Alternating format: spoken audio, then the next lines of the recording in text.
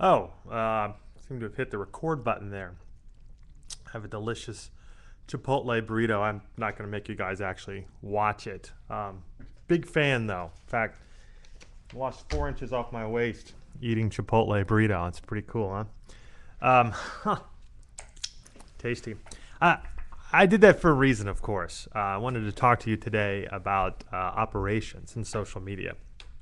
What I mean by that is sometimes it's difficult when we're thinking in terms of social media how to actually make a project work. And I was sitting in the line at Chipotle today, and it made me think exactly of that.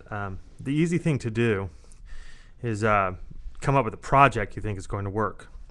Chipotle is one of them. You can actually order online and get your own little burrito, walk right in the door and pick it up.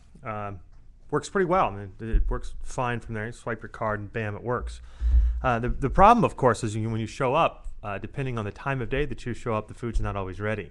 And if there's a long line, as there is at the Chipotle that I go to, you run into a problem where you're kind of cutting in line, so you feel bad about it. But more important, they may be messing up what it is you're trying to buy. So I'm sitting there asking, thinking, hey, this is very important. I watched them hold a little sheet, cut in line, and slow down the line to do the internet orders. And so I said, is that a problem? I asked the manager, I said, hey, is this a problem when you're trying to order your burrito? Does it throw the line off? And she said, no, no, no, no. And I'm thinking, yeah. But she said, no, actually, they have a line in the back that they do normal orders during rush times, because I went about 1:30, 1:45. There was a line, but it wasn't as bad, so they kind of bump in. But they set up what it took to actually do these orders on their own. And in fact, it's not like this is genius. Most companies, whether it's delivery or others, are set up to take care of this problem. But it is something you have to think about, because while the company may do it, and restaurants are very good at it, I mean, really, this is just delivery. So of course they have a system in place. But social media people aren't always. We don't think of it in terms of operations. We come up with, hey, let's do an app. That's a great idea. We don't think of it in terms of, well, what does it take to get that done? What does it take to get the line folks to know how this is done? I mean, it's hard enough to train cashiers to do things correctly. How are you possibly going to get them into a promotion? How are you going to add Foursquare into the actual retailers? We spend a lot of time in restaurants, primarily because Dallas has so many restaurant chains.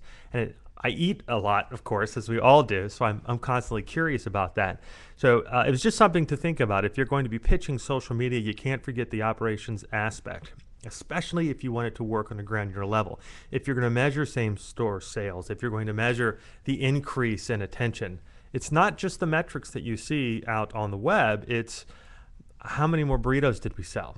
And most important, what is the profit on each burrito that we have to justify for the cost, not only of the social media, but the operations cost?